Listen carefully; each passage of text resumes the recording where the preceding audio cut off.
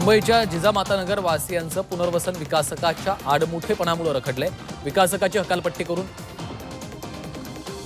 प्रकल्प ताब्यात घेण्याच्या मागणीसाठी युवा संघर्ष संघटना उपोषणाला बसली होती। मात्र आमदार प्रवीण दरेकरांनी उपोषणस्थळी भेट घेत अधिवेशनामध्ये न्याय मिळवून देण्याचं आश्वासन दिले नाही।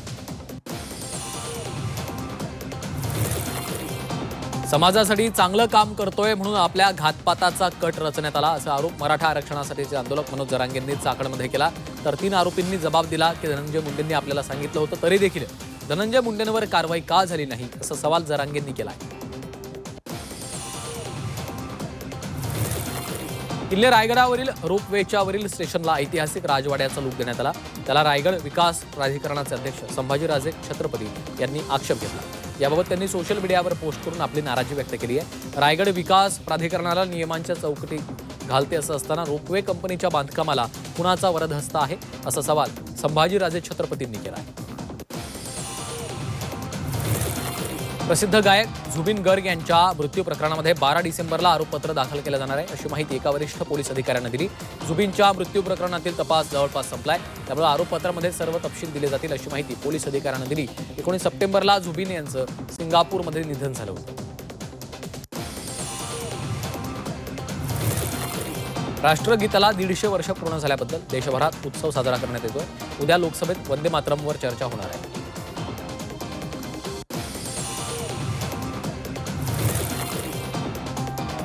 संपूर्ण देश प्रदूषणानं त्रस्त आहे, यावर कोणताही उपाय नाहीये। दिल्लीच्या प्रदूषणावर मुख्यमंत्री रेखा गुप्ता यांनी मोठं विधान केलं। 27 वर्षांचा प्रलंबित प्रश्न पूर्ण करण्यासाठी 27 महिने लागू शकतात असंही त्यांनी म्हटलं।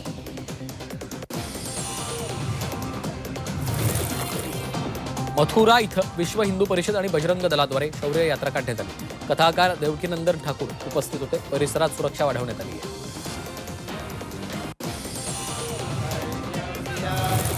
पश्चिम बंगालमधील कोलकाता इथं 5 लाख लोकांनी एकत्र गीतेचं पठण केलं। जर हिंदू एकत्र आले तर भारत हिंदू राष्ट्र बनेल असं विधान धीरेंद्र कृष्ण शास्त्रींनी केलं। विराट कोहलीनं विशाखापट्टणममधील श्री लक्ष्मी नृसिंह मंदिराला भेट दिली। यावेळी विराट मंदिरामध्ये विशेष प्रार्थना केली।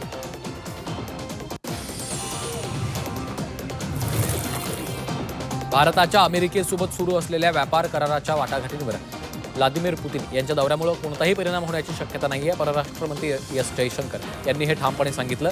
तर 2 देशांमध्ये उत्तम संबंध टिकून राहिलेत अशा उदाहरणांमध्ये भारत रशिया मैत्रीचा समावेश होतो असंही त्यांनी स्पष्ट केलं। तर भारत इस्रायलकडनं 40,000 हलक्या मशीन गन खरेदी करणार आहे। या संदर्भातला करार गेल्या वर्षीच झालाय। तर सध्या केंद्रीय गृह खात्याशी आणि अन्य खात्यांशी बोलणी सुरू आहे। गोव्यातील नाईट क्लबमध्ये अपघात घडला, यात 25 जणांचा मृत्यू झाला। या प्रकरणात मुख्यमंत्री सावंतांनी चौकशीचे आदेश दिले। तर 2 मालक आणि व्यवस्थापनाविरुद्ध FIR दाखल करण्याचं गोव्याच्या DGPंनी सांगितलं।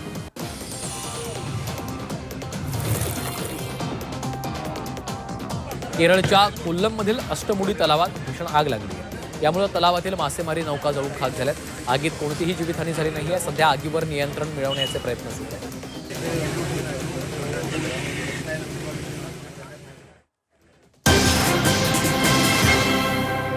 3 मिनिटात 30 बातम्या।